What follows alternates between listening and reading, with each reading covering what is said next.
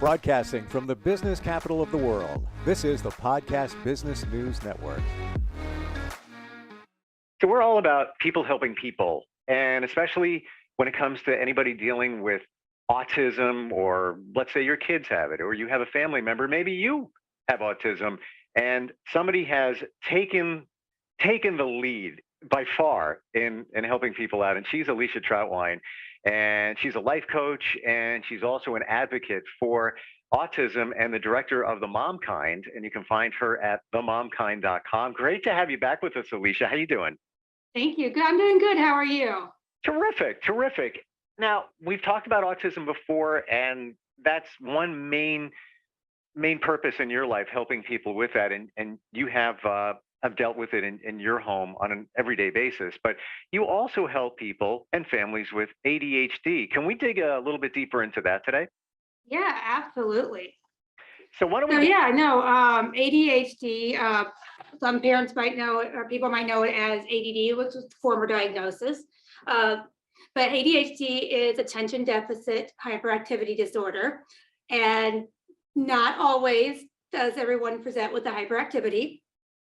And it can also change a little bit. So sometimes there might be someone who has hyperactivity, but you also have more of a focus. You're more struggling with being hyper focused. And so there are different ways that presents as well. So just like how used to it was two separate diagnoses, it's just now one diagnosis. But yeah, and there's a lot of adults even now, just like the autism, scenario we've talked about, where there's adults becoming, diagnosed with autism. There's lots of adults that are getting diagnosed with ADHD as adults who've never had it as a child diagnosed, but as adults finally had it diagnosed. Same situation as autism, which we talked about. Yeah. Which I think is, it's one of those things where that one, I think, is not as much a lack of knowledge of it, of the disorder when we were younger, but more of the stigma that was around being diagnosed ADHD. There was a huge stigma. And then, there's always the talk about, it being overdiagnosed and medications pushed, all that in, the 90s. And so a lot of us didn't get diagnosed properly. I think sometimes it was just missed or just played off as, oh, that's just how they are. Or parents kind of didn't want to deal with that, that type of stigma. And so, yeah, people, adults are trying to figure out what's going on, why they can't, sometimes even keep a job because they didn't know what's going on. They come, they wind up talking to a lot of times a psychiatrist or a psychologist and talking to them. And they're like, okay, well, we're going to do this assessment, and it's an ADHD assessment. And they're finding out later in life that, oh, there are medications that can help. And there's also just resources, available to give you coping skills on how to work as an adult with ADHD. What would you say is the main trait for ADHD, especially in adults? Is it just problems? Not just, but one of the challenges is focusing issues. Sure. So there's a little bit of everything. Now, that's the thing about it, is that it's not singular on what it is. So there is like the distractibility. We always joke about, oh, there's a squirrel, getting sidetracked. But it can look that can still present in different ways, different severities. Being impulsive, so not stopping to think. So a lot of times, you'll have people say that, they said something wrong because it's just first thinking in their mind. They realize, oh, I shouldn't have said that, because they're not stopping to think ever. Another big one that a lot of people do not realize that's a part of ADHD is the emotional dysregulation. So that lack of emotional self-control, kind of getting more upset than the normal amount would be in a situation, or getting a lot more frustrated or angry at things, just more quick to those responses than what should be the typical way to do it. Another big one that really hits me, and I still can't get around it, is time blindness. And what that is so, for example, I know we need to leave in 5 minutes. Okay. And I will get the kids ready, we'll get moving, and somehow we don't leave for 20 more minutes. And because in that process, what I thought was 5 minutes really was like 20 minutes. Hmm. And so a lot of times you'll have people that are chronically late to things, which sometimes get you know, have problems with your employment. And it's not because they're intending to be late. It's not that there's a horrible situation causing them to be late every time, but that time blindness is a big factor for adults I've seen. The other things is like your working memory. So just, you know, forgetting what you're doing, forgetting different small tasks, so that, you know, short-term memory thing, you know, it's not saying that you have complete memory loss. It's just there's kind of blips where, you know, you kind of forget things that you're supposed to do, or you get started on one project and then you realize, you know, it's like, oh, I went into the kitchen to get my medicine, but then I realized I need a cup to get a drink. Well, I went to get a cup, there's no cup. So then, you know, I go clean the dishes. Well, I clean that one cup, but I go ahead and get my dishes done. And then something else happened. You have a trade, and you come back a few hours later and realize, oh, I never took my medicine. Wow. So you get those sort of steps there. And then, you know, it's also like just, you know, the overall organization. That's something that can be really, you know, struggle. I've heard it kind of jokingly referred to as the ADHD doom piles, you know, where there's just a certain pile, you have piles in the house of little things like you just put them there because you're going to get to it later. And then it just kind of piles up and never goes there. And you just kind of know, you know, it's there, you know, the item's in there. So later on you think about it, you're like, oh yeah, it's in that pile, you know, but they never make it to the next spot because that organization, there's too many steps along the way without it being, you know, about having that practice that people do not, you know, don't realize even before diagnosis that that's what's going on. And just, yeah, getting in task, that whole getting started on task. There's, you know, that people think, oh, they're just procrastinating. Well, a lot of times there's a struggle to get started because they don't know where to start. Or is at the same time, or the finishing part of it, like you start a task, then you move on to the next one and you never come back to finish that.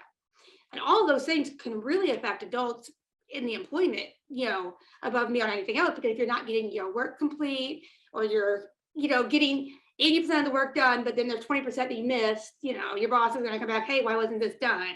Or you're getting there late, or just those little tasks, it can definitely affect adults. And so when adults are having all those struggles, then, you know, they start finding, you know, somebody said something about going to a doctor or going to a counselor or somebody. And at that point, a professional will sit there and say, okay, well, this is what's going on. A professional will hear all those symptoms and immediately go, okay, this is a high possibility. Let's do go through the checklist.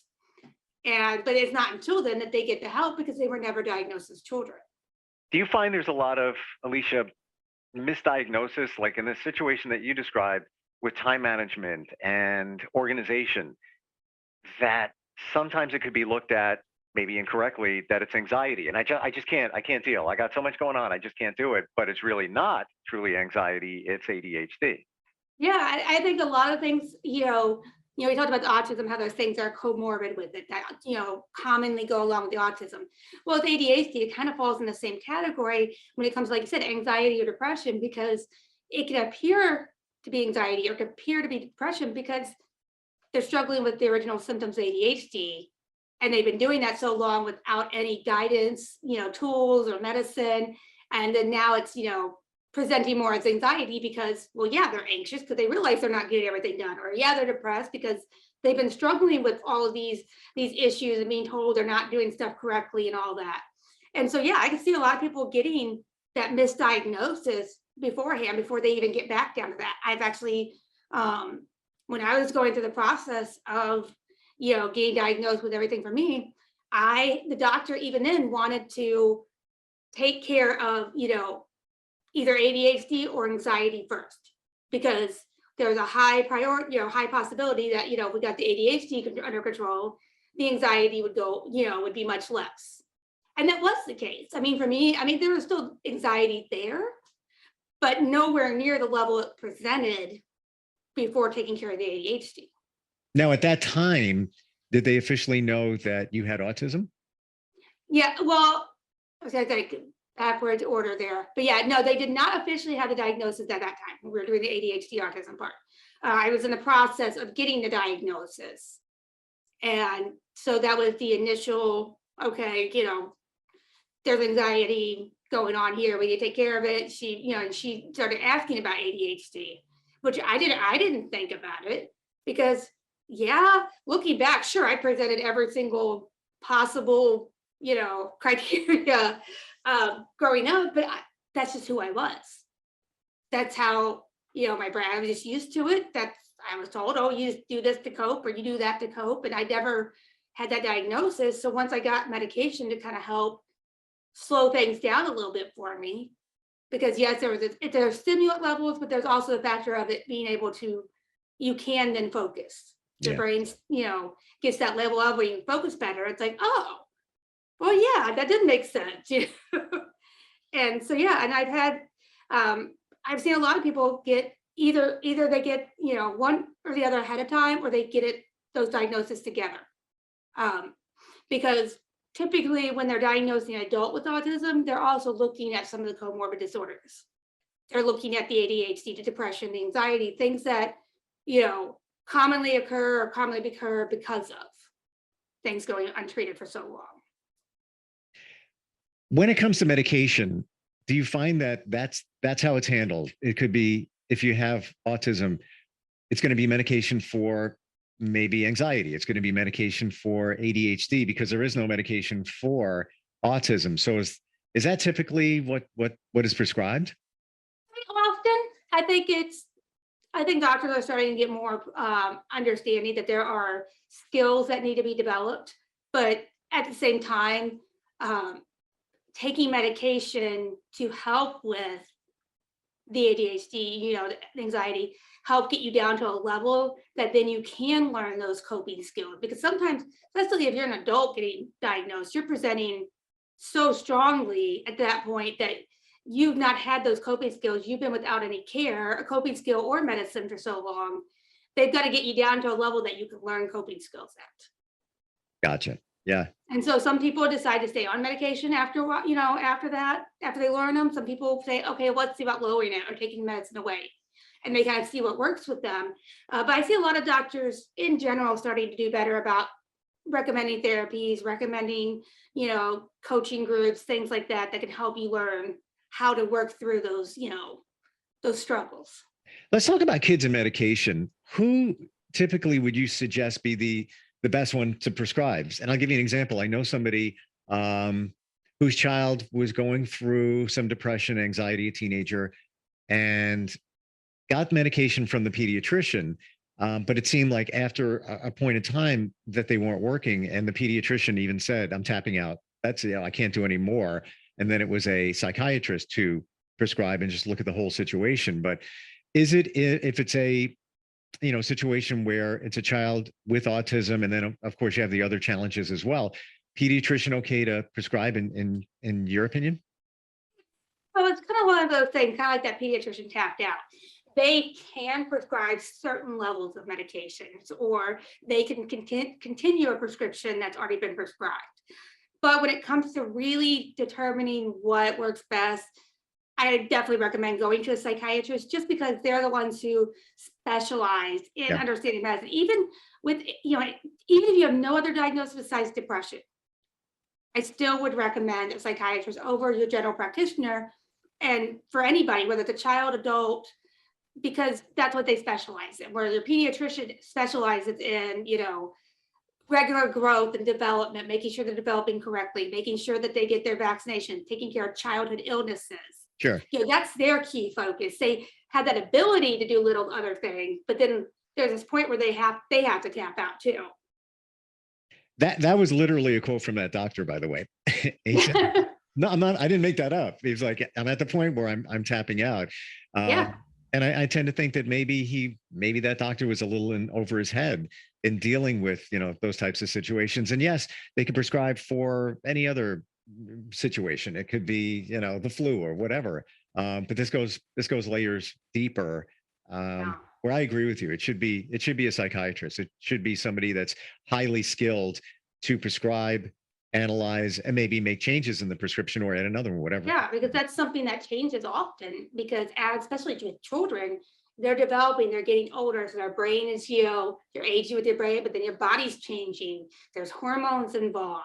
There's all these different factors, especially with children, that having especially a pediatric psychiatrist, someone who works with children, I would say even more so with a child, just because they know what the different developmental stages, why a certain medicine might work at this stage, but not at this stage. I had one doctor who recommended one medication. He was fine with a younger child being on it, but not the older child, because by time the development was when those hormones were kicking in, that stage just wasn't a good stage to be trying to work with that. He said it's something you can come back on later, but during that teen years, that was a really hard one to deal with. And that's something that pediatricians, they may take the time to go get studies and become educated in that specifically, but there's so many medications out there too, that even if a doctor does become very aware of certain things, there's so many more medications that they're not consistently working with. I want to get personal with you for a second. In your situation, how do you even keep track of your meds, with your family and your kids? All right. One, it looks like a pharmacy in here. My pharmacist has laughed and said, I'm so sorry. It must be crazy in your home. I was like, yeah, when we have extra vitamins and specific, because when we get extra vitamins prescribed, and by prescribed, I just mean, doctor said, take this one a lot of times. We are very specific. This is a vitamin. It's not a multivitamin, I'm guessing, because that's a small dose. It's typically, okay, I need B12 daily. I have to buy a B12 only vitamin to add to my thing. So, I mean, there's, 30 to 40 bottles of medication in a given month in our house, just having everybody that has different diagnosis, different medications. Obviously, everybody has their own bottle of medication. So you have all this stuff. And the big thing is, for me, everybody has their big Ziploc bag for their current medications. That's their own, that's labeled. And then from there, every week, I do the weekly pill organizers. So then that way, I can look back, even if, say I'm not the one that's been working with them, or they said they took it themselves, at the end of the night or next morning, I can open it and say, hey, why is there still pills here? We missed this, or, hey, you haven't taken it yet. And I can see that. And so thankfully we've gotten to a routine where in the morning, there's only two of us, my daughter and I take, one of my daughters and I take medicine in the morning. Everybody, other kids take it at night. My husband deals with his own, obviously. And so because I have to take medicine in morning and night, I have a routine to make sure the children that are supposed to have it at that time have taken their pills out. But then we all take our medicine, thankfully, at the same time. So, when we get up for, you get up for breakfast on school day, you take your medicines at that time. When we're all getting ready for bed, because even if someone's not going to bed yet, they're in the process of calming down because someone else is. So we take the medicines all at the same time, so I can at least see, okay, everybody got their medicines, cool, It's got to be a super challenge when it's like holiday week and they're not going to school and now they're off schedule. And I'm going to be honest, I texted my son a little while ago and said, make sure you take the white pill, because I'm there and normally, so he's sleeping late, like probably millions of teens are. It's holiday week when we're talking. But you turn, as a parent, what happened? You turn into the pill police, right? Yeah, you do. I'll give you a good laugh. My daughter's pediatrician reminded her that's not my fault. I have to do this, that the doctors told me to. But she has dysautonomia. And so one of the big factors to help with dysautonomia is the proper amount of water intake. And so for most people, they recommend, 60 ounces a day, right? Well, because we've had to, each time, like that was the basic, they had to increase it by about 20 ounces a few times, because it's making sure you have the right amount of fluid so the blood can flow and get back to your brain and all that. And she's up to 120 ounces. So anytime she tells me that she has a headache, she's tired, she's not feeling good, I'm like, how much water did you drink? Have you drank enough water today? Where are you at on this? And I have to keep bothering her on that, because the same as medication, it's still something crucial. And you're constantly, hey, did you do this? Because they can't remember for themselves. I don't blame them. If I wasn't on a routine, I couldn't do it. And if I didn't have a pill case, there's been times where I've gone back in the past to open the day to make sure I took it. So if you've got them in your pill bottles, especially if you have multiple medications, you have no way of knowing a lot of times if you missed it, if you're still in the bottles. Now, if you're someone who knows, okay, I have this, there's supposed to be 20 pills left, and you only have one bottle, okay, maybe. But when you get 2 or 3 bottles and they're all coming from the pharmacy at slightly different times, so they're never lined up, it's really easy to get confused, and then you're just kind of stuck. You have to either take a chance of taking one too many, or just deal with not taking it and hoping that you did. You're right on point with the water. And my kids, I know they hate it when I say, "Did you drink? You have something to drink? Did you have water?" And it's so refreshing if my son says, "Hey, can you give me a glass of water?" I'm running, like, "Yeah, no problem. You got it. Here you go." Because yeah, we actually got a filtered water fountain that a company, I'm actually waiting on the company they're running behind because of the holiday, and then it having the ice storm again yesterday. But I had that, and they bring out, about 5 5-gallon bottles of water once a month for me. And I put it in there because then it comes out cold. I will admit, I did not grow up drinking tap water most of the time. The only times I really wanted tap water was when we're desperate, we're all drinking out of the hose, type thing. I was more like, oh, let me drink Kool-Aid, because, back then the Kool-Aid man was cool and you collect your little points. Yeah. Oh, totally. Ages on there. But yeah, and so it wasn't a focus for me, but for them, they have it in school all day. Teachers are saying, hey, let's go take a water break. And so they've gotten used to drinking water, but tap water can have lots of different flavors according to where you live. I 100% agree. And I don't think I've had tap water in more than half my life. Maybe more. I don't even know. I'm trying to think back. I can tell you, it's either bottled water or filter through the refrigerator, which is same as what you're doing. Right, exactly. It's filtered, it's cold, and your kids still don't drink. It's so easy. All you got to do is go like that and wait. Yeah, and I think for a while there, got them excited about it. Especially my son with him, when he was little, we got it because it was a fountain. It was that cool thing. It's for some reason your kids drink water when you go to the doctor's office because they have a little fountain there. Yeah. It's kind of like that mindset. They're like, ooh, look, water's coming out of it. The excitement of this device kind of helped get him in motion. But and thankfully the girls already liked water. To some extent, they weren't anti-water. I mean, I was darn near anti-water when I was a kid because growing up, my mom didn't think to ever buy bottled water. That just wasn't a thing. So if tap water didn't taste good, it didn't taste good. And so if I had ice on it, I would have it, or you get your little pitchers in the water, that you have in the fridge, you get it out of there. But it wasn't a priority then. Whereas now we're realizing how important water is for just pretty much every single health issue.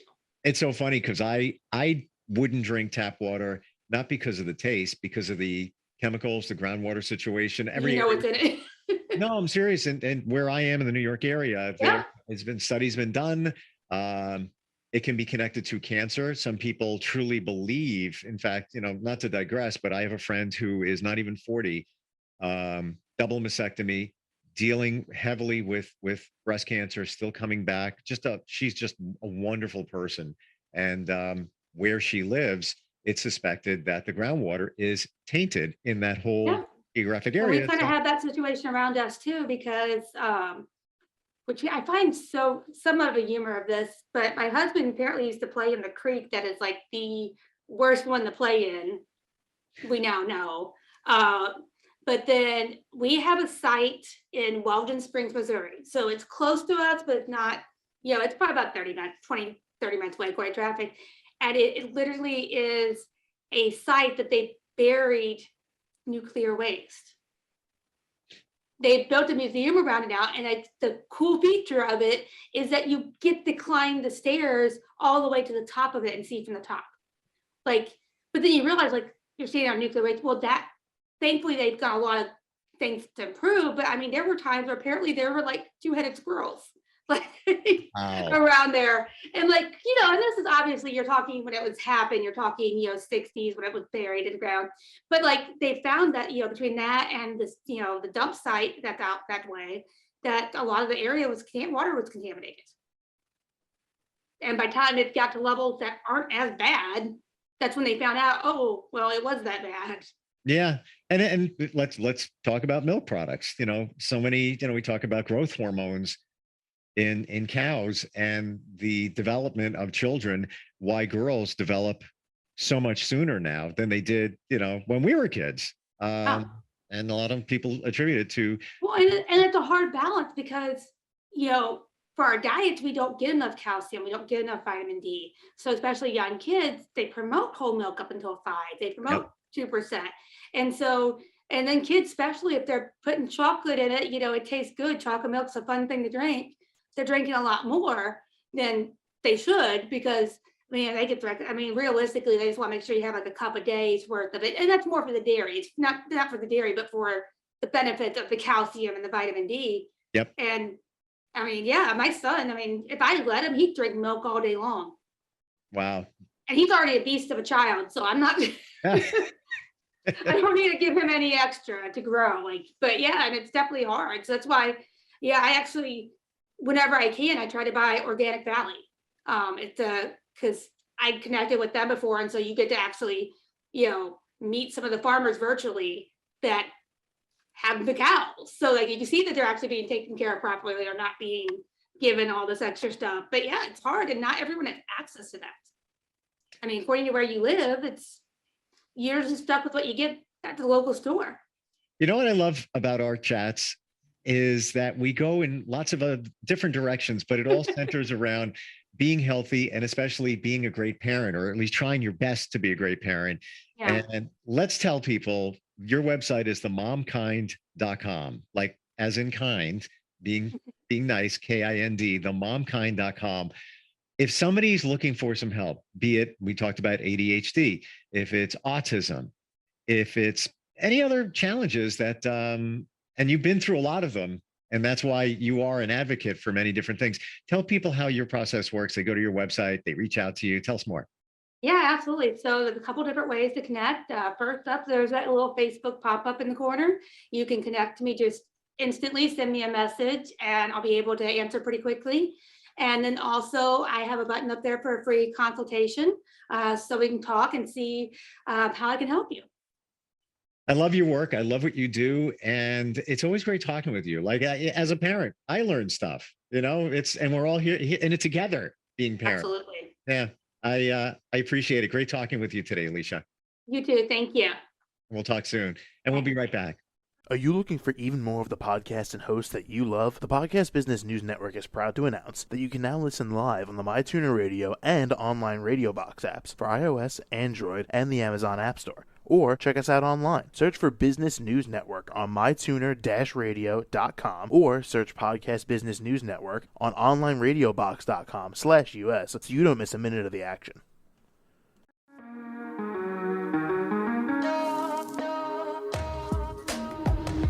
Broadcasting from the business capital of the world, this is the Podcast Business News Network. For nearly 2,000 severely injured veterans, everyday life has become filled with barriers. Day-to-day simple tasks can become pretty daunting. I have to carry my chair up 2 flights of steps or have somebody do it for me. What scares me the most is just the falling.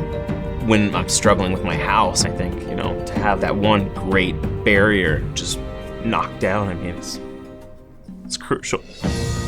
Home for Our Troops is a wonderful nonprofit that builds a mortgage-free, fully adaptive, handicap-accessible house. And there's no catch. It'll be our very first home that we've ever owned. This is a game changer. This is where your life begins again.